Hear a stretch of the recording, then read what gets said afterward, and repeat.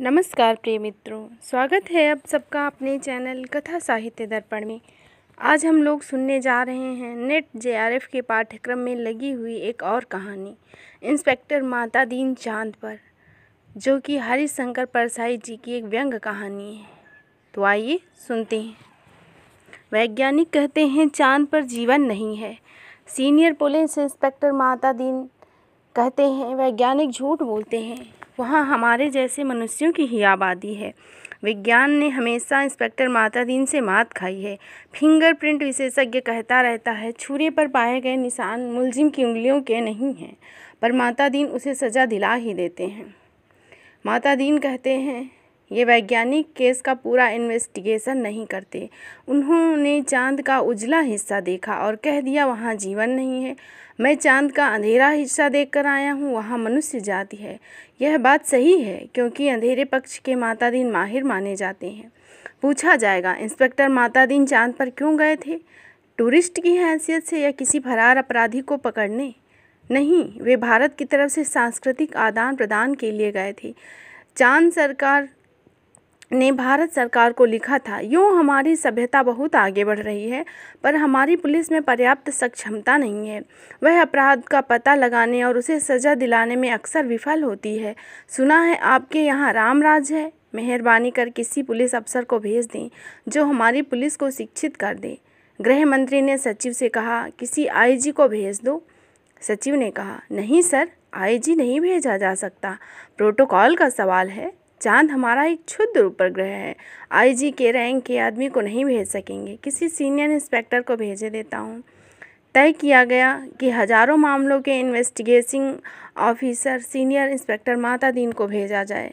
चांद की सरकार को लिख दिया गया कि आप माता दीन को लेने के लिए पृथ्वी यान भेज दीजिए। पुलिस मंत्री ने माता दीन को बुलाकर कहा, तुम भारतीय पुलिस की उज्जवल परंपरा के दूत की हैसियत से जा रहे हो। ऐसा काम करना कि सारे अंतरिक्ष डिपार्टमेंट की जय जयकार हो, पीएम को भी सुनाई पड़ जाए। माता दीन की यात्रा का दिन आ गया। एक यान अंतरिक्ष अड्डे पर उतरा।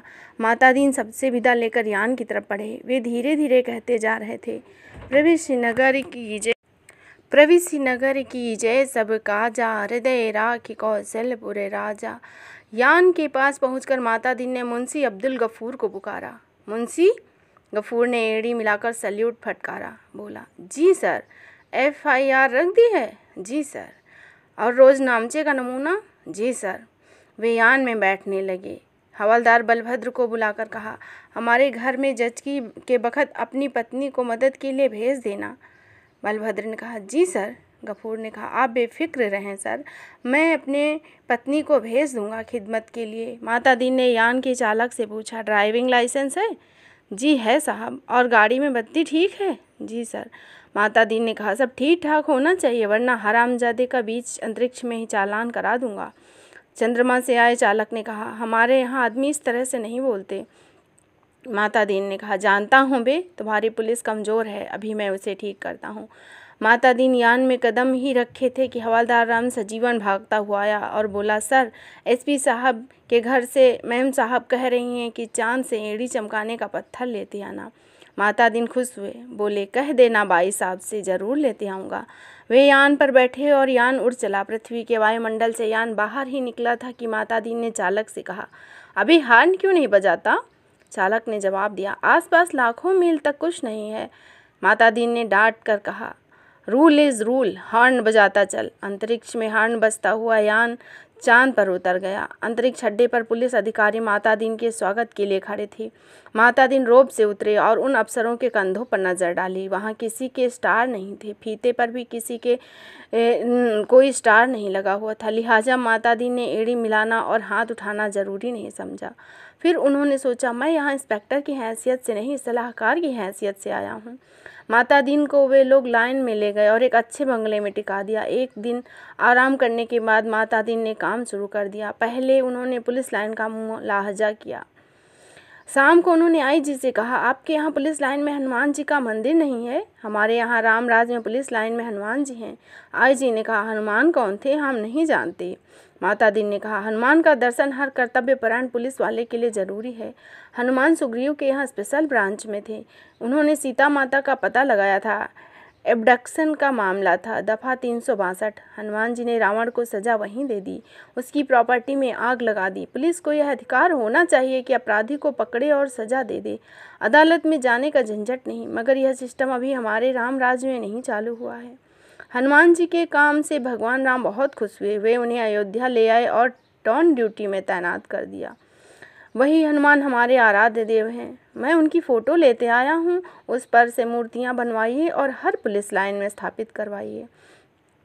थोड़े ही दिनों में चांद की हर पुलिस लाइन में हनुमान जी स्थापित हो गए। माता दीन उन कारणों का अध्ययन कर रहे थे जिससे पुलिस लापरवाह और अलाल हो गई।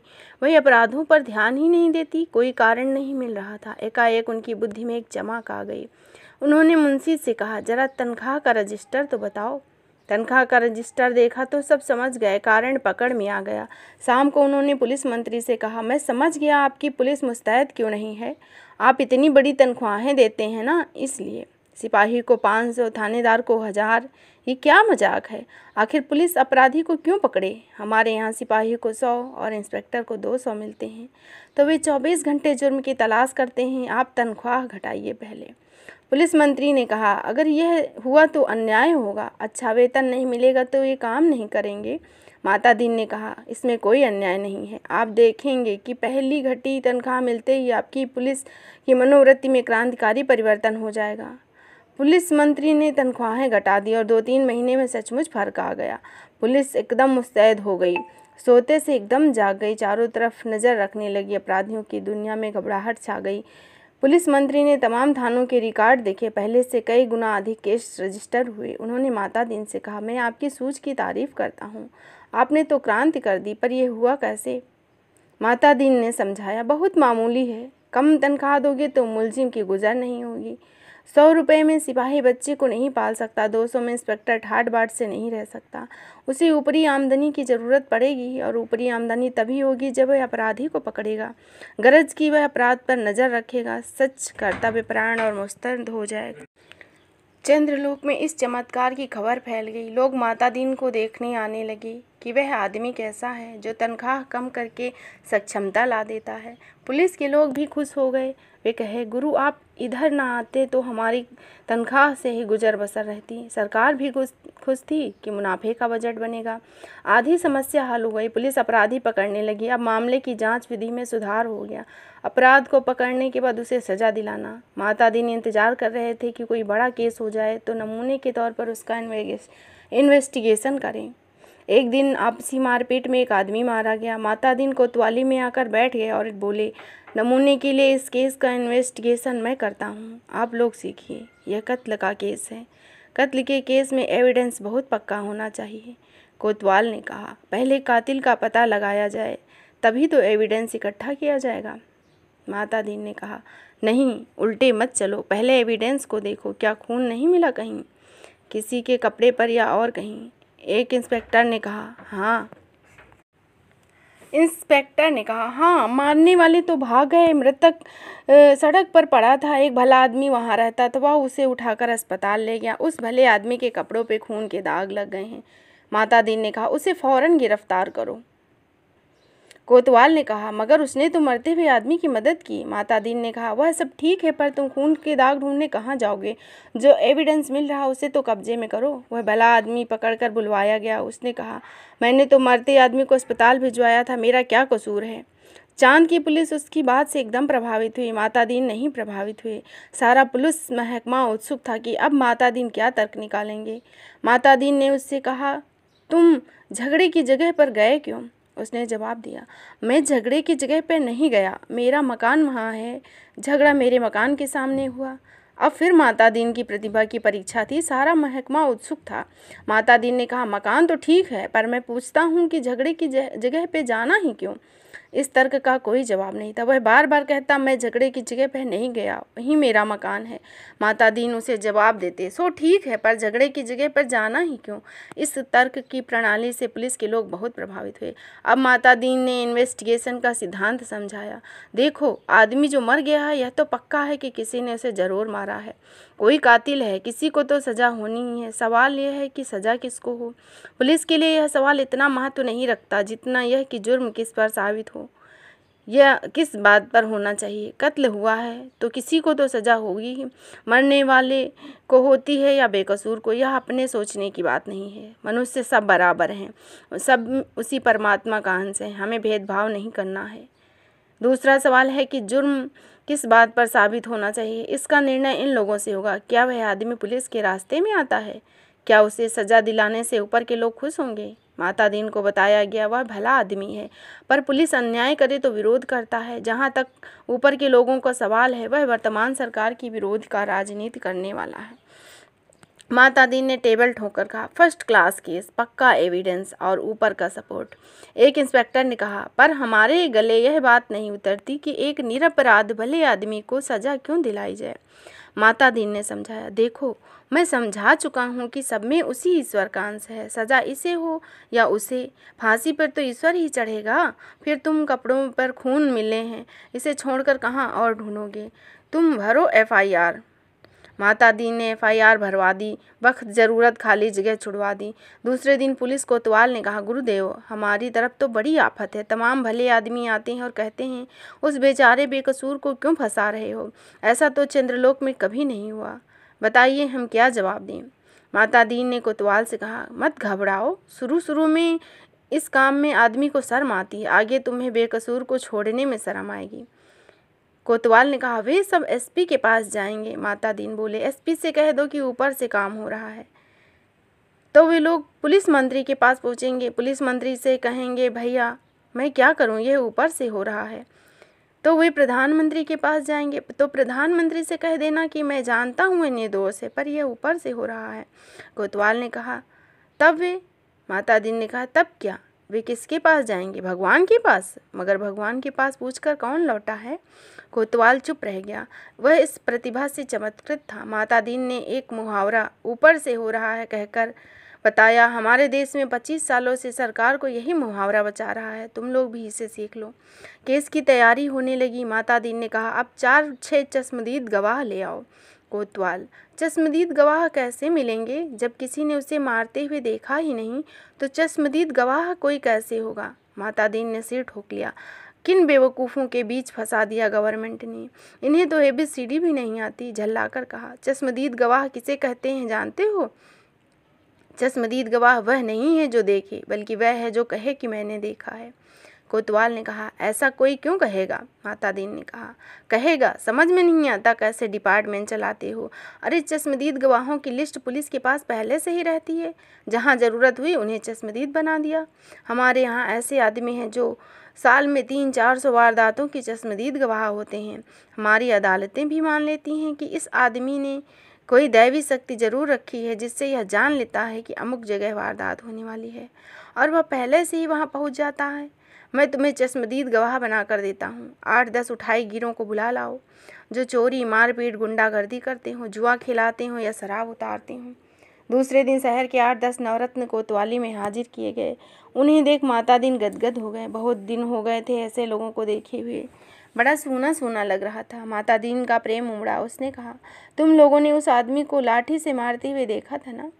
वे बोले, नहीं देखा साहब, हम तो वहाँ नहीं थे। माता दीन जानते थे यह पहला मौका है। उन्होंने फिर कहा, वहाँ नहीं थे यह मैंने माना, पर लाठी मारते हुए तो देखा था ना? उन लोगों को लगा यह पागल आदमी है, तभी ऐसी उटपटांग की बातें कर रहा है। वे हंसने लगे। माता दीन ने कहा, हंसो मत, जवाब दो। वे बोले, जब थे ही नहीं तो देखेंगे कैसे? माता दीन ने गुर्रा कर कहा, कैसे देखा? सो बताता हूँ। तुम लोग जो काम करते हो सब इधर दर्ज है। हर एक काम के 2 साल से कम जेल में नहीं रहने पड़ेंगे। तुम ये काम आगे भी करना चाहते हो या जेल जाना चाहते हो? वे घबरा कर बोले, साहब हमें जेल नहीं जाना। माता दीन ने कहा, ठीक, तो तुम उस आदमी को लाठी मारते हुए देखे हो ना? वे बोले, देखा है साहब। वह आदमी घर से निकला और लाठी मारना शुरू किया तो वह बेचारा बेहोश होकर सड़क पर गिर गया। माता दीन ने कहा, ठीक है, आगे भी ऐसी वारदातें देखोगे। वे बोले, साहब जो आप कहेंगे सो देखेंगे। कोतवाल इस चमत्कृत से थोड़ी देर के लिए बेहोश हो गया और होश आया तो माता दीन के चरणों में गिर पड़ा। माता दीन ने कहा, हटो, काम करने दो। कोतवाल पैरों से लिपट गया, कहने लगा, मैं जीवन भर इन्हीं चरणों में पड़ा रहना चाहता हूँ। माता दीन ने आगे की सारी कार्यप्रणाली तय कर दी। FIR बदलना, बीच में पन्ने डालना, रोज नामचा बदलना, गवाहों को तोड़ना, सब सिखा दिया। उस आदमी को 20 साल की सज़ा हो गई। चांद की पुलिस शिक्षित हो चुकी थी, धड़ाधड़ केस बनने लगे और सज़ा होने लगी। चांद की सरकार बहुत खुश थी। पुलिस की ऐसी मुस्तैदी भारत सरकार के सहयोग का ही नतीजा था। चांद की संसद ने एक धन्यवाद प्रस्ताव पारित किया। एक दिन माता दीन का सार्वजनिक अभिनंदन किया गया। वे फूलों से लदी खुली जीप पर बैठे थे। आसपास जय जयकार करते हजारों लोग। वे हाथ जोड़ अपने गृह मंत्री के स्टाइल में जवाब दे रहे थे। जिंदगी में पहली बार ऐसा लग रहा था कि क्या हो रहा है ये। पहले तो थोड़ा अटपटा लगा और सोचा 26 साल पहले पुलिस में भर्ती होते वक्त किसने सोचा था कि एक दिन दूसरे लोग में उनका ऐसा अभिनंदन होगा। वे पछताए। अच्छा होता इस मौके के लिए कुर्ता और टोपी भी ले आते। भारत के पुलिस मंत्री टेलीविज़न पर बैठे यह दृश्य देख रहे थे और सोच रहे थे, मेरी सद्भावना यात्रा के लिए वातावरण बन गया। कुछ महीने निकल गए। एक दिन चांद की संसद का विशेष अधिवेशन बुलाया गया। बहुत बड़ा तूफान खड़ा हुआ। गुप्त अधिवेशन था, इसलिए रिपोर्ट प्रकाशित नहीं हुई, पर संसद की दीवारों से टकराकर कुछ शब्द बाहर आ गए। सदस्य गुस्से से चिल्ला रहे थे। कोई बीमार बाप का इलाज नहीं कराता, डूबते बच्चों को नहीं बचाता, जलते मकान की कोई आग नहीं बुझाता, आदमी जानवर से बदतर हो गया है, सरकार फौरन इस्तीफा दे। दूसरे दिन चांद के प्रधानमंत्री ने माता दीन को बुलाया। माता दीन ने देखा वे एकदम बूढ़े हो गए हैं। लगा ये कई दिनों से सोए नहीं। रुआंसे होकर प्रधानमंत्री ने कहा, माता दीन, हम आपके और भारत सरकार के बहुत आभारी हैं। अब आप कल अपने देश लौट जाइए। माता दीन ने कहा, मैं तो टर्म खत्म करके ही जाऊंगा। प्रधानमंत्री ने कहा, आप जो है बाकी टर्म का वेतन ले जाइए, डबल ले जाइए, तिबल ले जाइए। माता दीन ने कहा, हमारा सिद्धांत है, हमें काम नहीं, पैसा भी प्यारा है और काम भी। आखिर चांद के प्रधानमंत्री ने भारत के प्रधानमंत्री को एक गुप्त पत्र लिखा। चौथे दिन माता दीन को वापस लौटने के लिए अपने आईजी का ऑर्डर पत्र मिला। उन्होंने एसपी साहब के घर के लिए एड़ी चमकाने का पत्थर यान में रखा और चांद से विदा हो गए। उन्हें जाते देख पुलिस वाले रो पड़े। बहुत अरसे तक यह रहस्य बना रहा कि आखिर चांद में ऐसा क्या हो गया कि माता दीन को इस तरह एकदम लौटना पड़ा। चांद के प्रधानमंत्री ने भारत के प्रधानमंत्री को क्या लिखा था? वह पत्र एक दिन खुल ही गया। उसमें लिखा था, इंस्पेक्टर माता दीन की सेवाएं हमें प्रदान कराने के लिए अनेकों धन्यवाद, पर अब आप उन्हें फ़ौरन बुला लीजिए। हमारे देश को, हम भारत को मित्र देश समझते थे, पर आपने हमारे साथ शत्रुवत व्यवहार किया। हमारे भोले भाले लोगों से आपने विश्वासघात किया। आपके माता दीन ने हमारी पुलिस को जैसा कर दिया, उसी के ये नतीजे हुए हैं। कोई आदमी किसी मरते हुए आदमी के पास नहीं जाता, कोई इस डर से कि वह कत्ल के मामले में फंसा दिया जाएगा। बेटा बीमार बाप की सेवा नहीं करता है, वह डरता है बाप मर गया तो उसी पर कहीं हत्या का आरोप न लगा दिया जाए। घर जलते हैं और कोई बुझाने नहीं जाता कि कहीं उस पर आरोप न लगा दिया जाए कि उसी ने जलाया है। बच्चे नदी में डूब रहे हैं और कोई उन्हें बचाता नहीं, इस डर से कि कोई उसे बच्चे के डुबाने के आरोप में न गिरफ्तार कर ले। सारे मानवीय संबंध समाप्त हो रहे हैं। माता दीन जी ने हमारी आधी संस्कृति नष्ट कर दी है। अगर वे यहाँ रहे तो पूरी संस्कृति नष्ट कर देंगे। उन्हें फ़ौरन रामराज में बुला लिया जाए।